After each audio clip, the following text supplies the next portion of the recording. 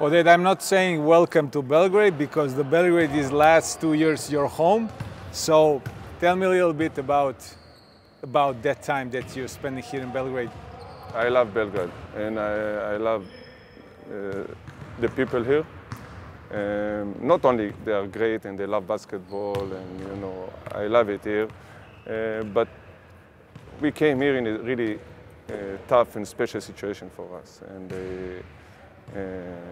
the hospitalities and the help and the support that we got from the people here around basketball, I would never forget it. It's always,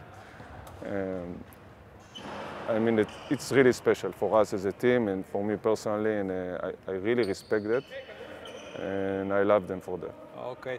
I'm going to tell you that the people also is grateful to you to choose the Belgrade to have the one more match during the season, during the week here in Belgrade, because the Serbia is a basketball country. So tell me, you spent the 2 years, very difficult years. We know what's happened during that 2 years ago, what's happening.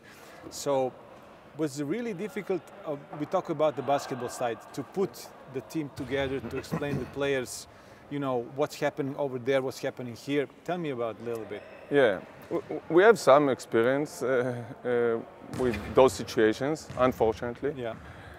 But the last 2 years it was really extremely hard. I mean, the situation back home was really tough, still.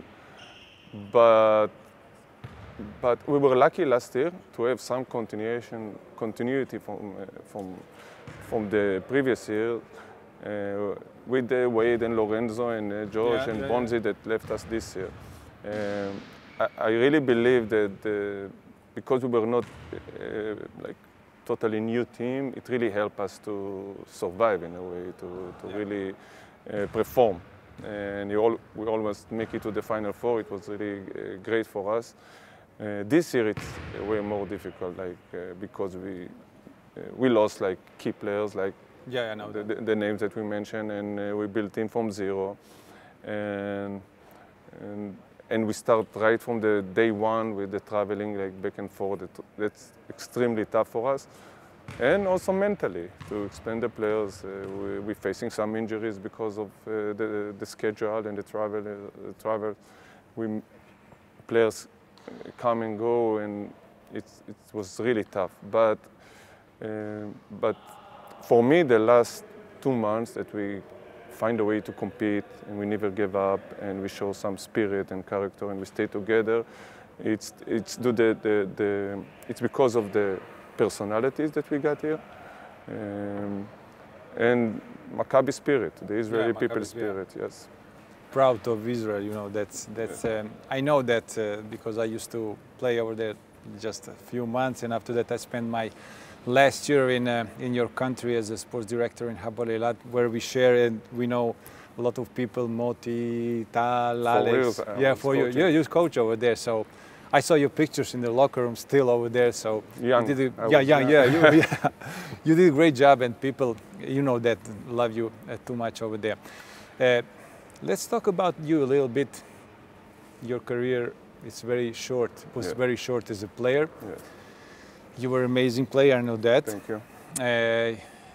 Because of the lockout, you didn't play in the NBA. That was your first Israeli player to have a chance to play over there. How you lived those moments, the stop to play, what 25, 26 years? Yeah, my last game, it was before 26. I was and also, if you remember me playing a long time ago. Of course, I remember you played big time European. I was really skinny, and I was kind of late bloomer. And for me, the toughest thing it was that I felt like when I was 28, 29, when I felt my body was more ready. I miss basketball, and especially the toughest thing is to feel like I can really, I wish I could see me playing in age of 30, 31, like when we... Best age. Yes, and that's tough. I mean, that's a big loss for me. But as a player, I never thought that I'm going to be a head coach. But maybe because of the circumstances, maybe I find myself coaching, which which now after a lot of years coaching, I respect and I love the job more than in the beginning. Obviously, I know the answer right now for the question that I'm going to ask. What is the most difficult, to play or the coach? Nah. It's one of to be a coach. It's one of the toughest job,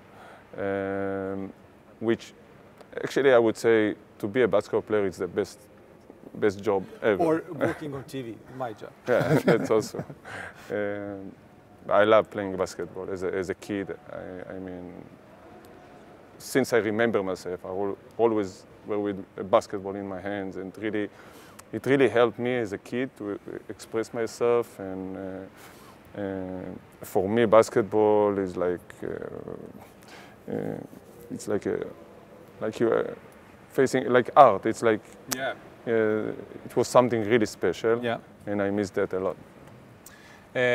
I'm gonna ask you, not to ask you. I'm gonna tell the people that you love the basketball so much that when you used to be coach in Eilat, you flying every day to go back to Tel Aviv and practice in Eilat, which is like 40 minutes flight. And that's kind of to describe your feelings and your respect to basketball. Tell me a little bit about the last 2 years, 3 years you've been the head coach of Maccabi. Quality of the EuroLeague lately, what do you think? It's going up or a little bit going down? Regardless to the same players, it's like making the rounds in the same EuroLeagues. What do you think that EuroLeague has to change? I'm not sure that we have a lot of time for me to point that, but I think EuroLeague is going up. Yes, I mean, you know, it's tough to say because I believe basketball generally always in a move. Like it's always like fashion and new things and new players coming. You're right. Most of the faces you see the same faces most of the time. We don't have any, no. But there are some newcomers, like new players that came in the last 3-4 years and kind of changed the way of basketball. They changed the game. That's good for the league. I think EuroLeague is really competitive and high-level tournament, and I think there's a good future. You are the coach on the Maccabi, one of the the teams who's keeping the group of domestic players with an important role. You, Žalgiris, we lost the Partizan on that way. Red Star has like 6-7 players. What do you think about that change in EuroLeague could be through the to the European player who can play from own country? You know, that could be more for the public, for everybody. You know. Yeah, I think that's important. If you ask it because maybe we think to put some rules about it, I think they should think about that because. Obviously, you can see that places like Serbia or Lithuania or in Israel, it's really connected to. Yes. You can see it in Germany. Some teams like, and I think it's really important for basketball and the future of basketball. In the last 2-3 years.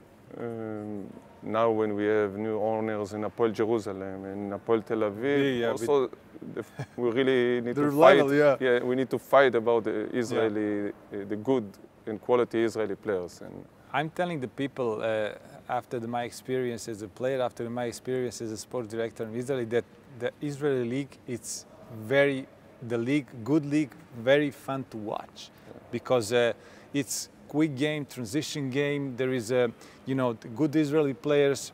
The American players who's coming from the university became the good star in EuroLeague. So I really enjoyed that kind of the basketball.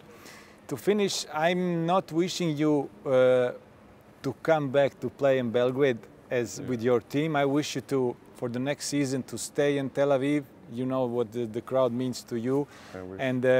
I wish you the best, but the best wishes is for stay and play in Israel for the next season. Thank you for sharing the time. Thank you very much. Thank you. Appreciate it.